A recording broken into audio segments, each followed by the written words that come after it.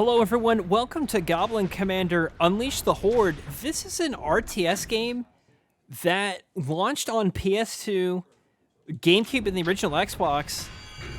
And I think it's actually pretty unique in how it was designed. You can control clans of goblins and stuff. They all have like a specialty of how they operate and stuff. I mean, it's just so cool. You can even like kind of command different types of units and stuff. I've loved this game. This is one of my favorite games as a child.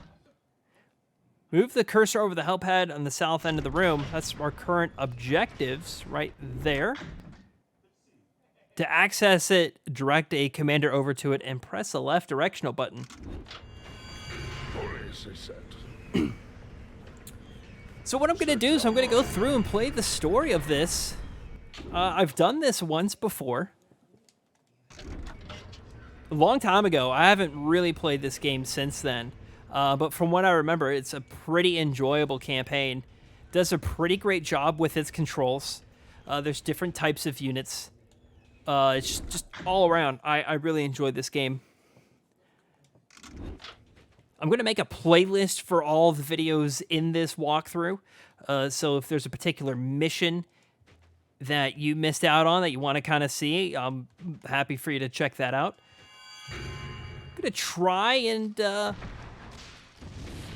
play this to the best of my memory. So as the campaign kind of progresses, you unlock more and more clans of goblins. And the Stone Crushers, the name kind of speaks for itself. They are the rock type of goblins. Eventually, we're going to get into aspects where there's base building, more or less. The base building is really simplified. It's also kind of, this mission's very dark, so it's not just what you're seeing. Even on my screen, it's pretty dark. I'll try my best to really brighten that up here. But so the base building's really simplified. I think actually even Halo Wars takes a few nods from this. You can capture eventually what's called a soul fountain, and that gives you a particular form of currency over time as long as you can control it, as well as line of sight. You can see the guy with the whip is a different type of goblin, and then these little guys are kind of similar to like cannon fodder. You can upgrade them and their appearance changes. I mean, I think this game was really ahead of its time as a console RTS. So we can direct control a goblin unit, so I'll show you here. So what I'll do is I'm right on top of the guy with the whip, and I'll hit control. And see, this is what makes it so different is I'm directly controlling this, moving the analog sticks, and then I can individually attack here by pressing the X button, and then all of the goblins that are following me will do the same as well. So you can kind of control it as if it's a third-person action game, more or less, or you can continue to control it just like an RTS. And it's kind of just telling you a little bit about the controls and stuff. So like if I wanted to destroy this, I tell... Well, let me actually get in front of it here. And you can see I'm kind of getting some resources. So you're getting gold by destroying objects in the games. I know he's kind of complaining. Let me go in my settings. Oh, I can't. Cool. In the settings, you can kind of invert the controls, which I probably will do here. I can't release control. I want to, because I just find it easier to control it like an RTS. And as the campaign kind of progresses, we're going to unlock new types of goblins as well. I think the progression in this game's pretty great. This mission really holds your hand. Yeah, it's just kind of blabbering on here. So I can give you a little bit of information about the game. Released in November 11, 2003. Like I said, it came to GameCube, Xbox, and PS2. I guess you would say it's like kind of midway in the generation. I think PS2 came out in 2000, didn't it? Original Xbox was 01. GameCube was around that time as well. And I just remember a lot of people played this, so I don't know if it was a big seller or not. My assumption is that it was. But to be honest, I don't know. Tooltips. I think we can kind of all figure this out on our own from here. You can kind of see, is that keeping track of the amount of kills I have or the amount of soul points I have? I think you get soul, yeah, I'm getting soul points from killing enemies here, and then I have quite a bit of gold. I don't think we're going to get into base building until we get into the next mission. And you can hold down the X button to kind of fast forward these cutscenes.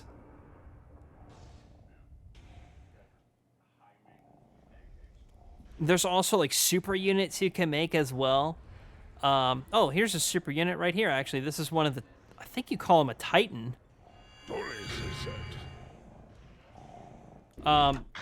Yeah, so you can direct control Titans. I think that's really the only way you can kind of control them. So what is so cool, this is my favorite kind of the Titans. There's one for each faction, but this guy's my favorite. He has like these big commands.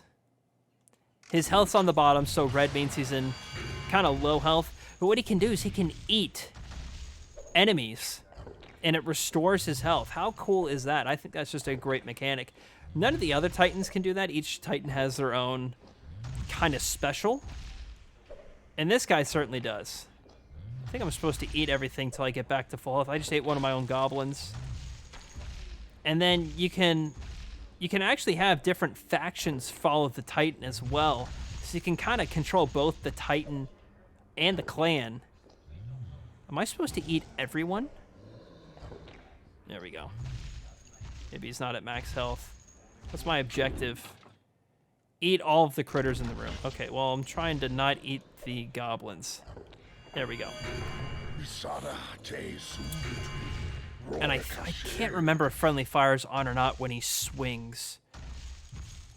So there's swing, and then there's bash. It all kind of looks the same to me. I think the swing's more of an area of effect. You get just a ton of money from this.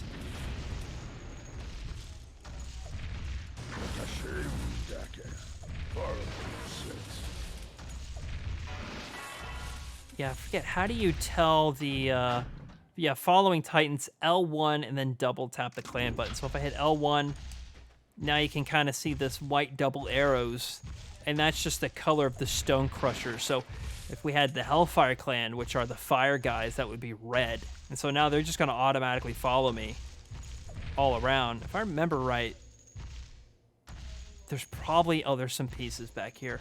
It's so dark in this room. It looks a little bit better on the recording. Is that it? Did the door open? The door did not open. There's something else in here. Sometimes there's just like one little piece you gotta get. Instruct your units to fall and lead them to the door to the next room. Okay, so we just gotta walk over here. There we go. So now we're kind of getting into the combat. I mean, this tutorial really wants to hold your hand and make sure you understand it all before it kind of throws you in. But you can, to my memory, you definitely can do split screen multiplayer locally. Whoops. Well, I just hit X a little bit too quick. That's the end of that mission. Let's move on to the next one. So now we're kind of on the next tutorial mission, and this is where it's going to kind of tell us a little bit about base building. You can enter in. Yes, okay, so this is the clan shrine. It tells you how you can navigate. So down here is like your armor and damage upgrades. I don't have any gold right now, so I can't necessarily do that. But I made some regular miners. That's who we saw on the last game. The rock throwers, we might have seen some of them before. Eventually you're going to fill this all up with new units. So now we want to get some resources here.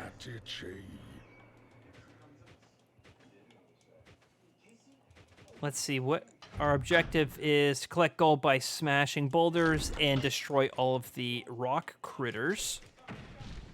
I think they A move automatically. Looks like they do.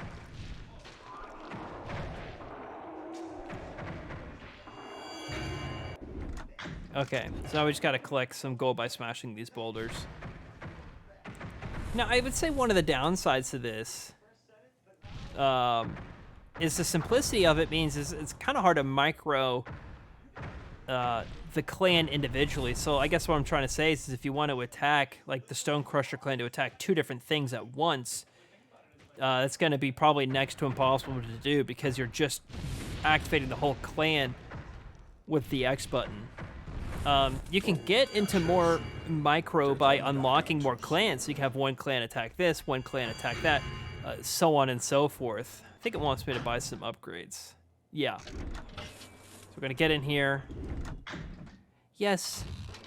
So what you can actually see is they will change.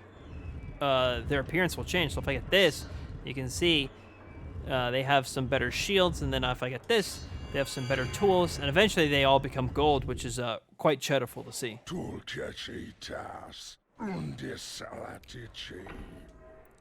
we're probably going to continue on here and get some more souls. I don't know if this will introduce us to the soul fountains.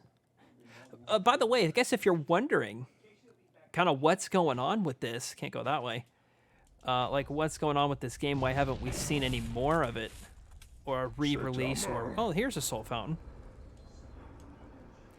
Let's see, what does this tell us? To capture a soul fountain, dispatch all enemies and position your clan next to it for a while. When captured, the souls that are released from it will turn from red to blue. The flow of the soul fountain will eventually be reduced to a trickle, still producing souls, but at a slower rate. I can't read. Powerful magical structures that can't be destroyed. And eventually just kind of hang out here, and we will kind of take this very similar to how nodes are in Halo Wars 2. So I think we just kind of hang out here. Yeah, there we go.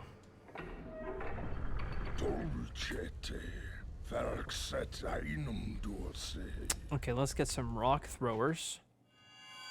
So we'll head back here. I don't know if there is... Oh yeah, you can hit up on the D-pad. It'll take you right back to your base to destroy pieces of the Great Machine. Sounds a little alarming. So I've just unlocked the rock throwers. Make some of them. Whoops, didn't mean to do that. Let's enter here. So they just kind of cost more souls. I thought some of them costed gold, but I could be wrong about that. Let's bring the rock throwers over here. Well, I guess we'll destroy some more stuff along the way. But as in regards to why we haven't seen this or a remaster, this was published and developed by, I might slaughter this name. Is it Jellicoe Entertainment? Their first game was published way back in 1989. Goblin Commander came out in 2003. I would honestly say this is probably one of their biggest titles that they published. But the last entry we really saw from them of any of their games was 2011. So I don't know. The URL taken to the company website doesn't even work anymore. So I really don't know if they've been acquired. I couldn't find any information about it. I don't really know who owns this IP. I don't really know a whole lot about anything about this game. So I think, unfortunately, this might be one of those games that's stuck in licensing purgatory. And that might be why we haven't seen a different release of this game. But I really don't know. All right, so let's see what we have to do here. Collect enough souls to enter the Hall of the Titans and buy a stone ogre. Okay, so that's the Titan. Down here is also a turret. I've always really enjoyed the turrets. You can only build one Titan at a time. Let's head back home. I'm gonna make a few more of these guys. I'll control this. We'll have everyone follow the Titan. Oops, I didn't mean to do that. I think my objective is to just destroy stuff again. I think after this, we're gonna go outside. I can't recall. I kind of want to get on with this campaign here.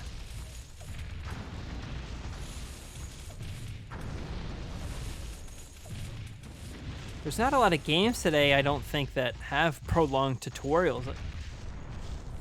Really, if I remember, most of them are pretty short. Can't really think of any.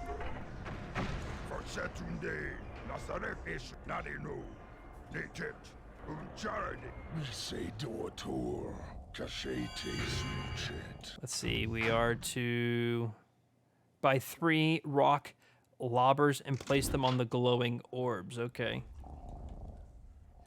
So we're going to go here. So we're going to buy a turret, and then we can place one there. Now, I do know that there kind of is a problem with these turrets, and one is that eventually, when you're playing skirmish with your friends, you can run out of gold completely, meaning gold doesn't regenerate on the map, similar to how souls do. So there can be a point in time where you've mined all the gold on the map and you can't place any more turrets down. It's just how it is. So you can be kind of locked out of building more turrets. And if you build too many turrets, then you can't get upgrades for your clan. So I think it's just kind of a oversight, really. And by and large, you should upgrade your clan first before you build any turrets. But when you're playing single player, I don't think we'll run into this problem. Destroy the rock critters, okay. Oh, there we go. There's the Titan, here we go. Have everyone follow me. Smash some stuff.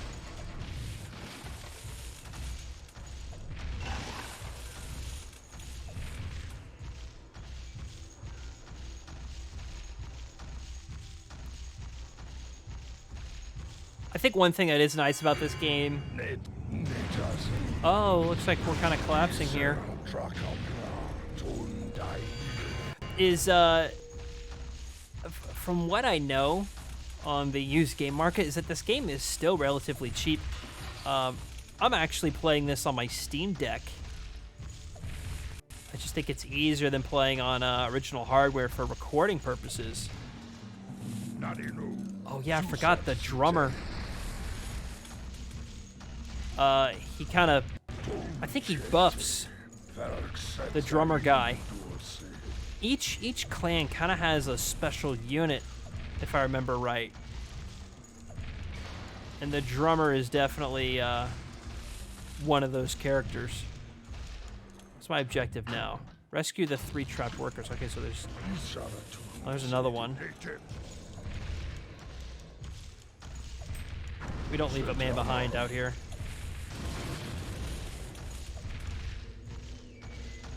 Let's see, where's the last one? Potentially back here, I guess? I think that'd be a good place to hide someone. Yep, there he is.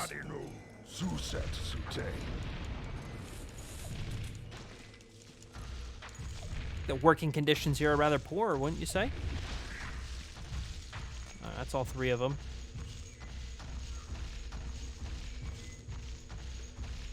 I think this is really made ahead of its time. An RTS on console that has a good control scheme, but you can also kind of control it like almost like a MOBA or third-person action game. I like it a lot. That was probably going to do it here for this first episode. Again, if you like this, you want to see more, please check out the playlist. I'm going to be going through the whole campaign here of Goblin Commander. And if you want to see other walkthroughs of other games that are on RTS, be sure to check out Respawn Arcade, links down below. Thank you all so much for watching, and I'll see you, James.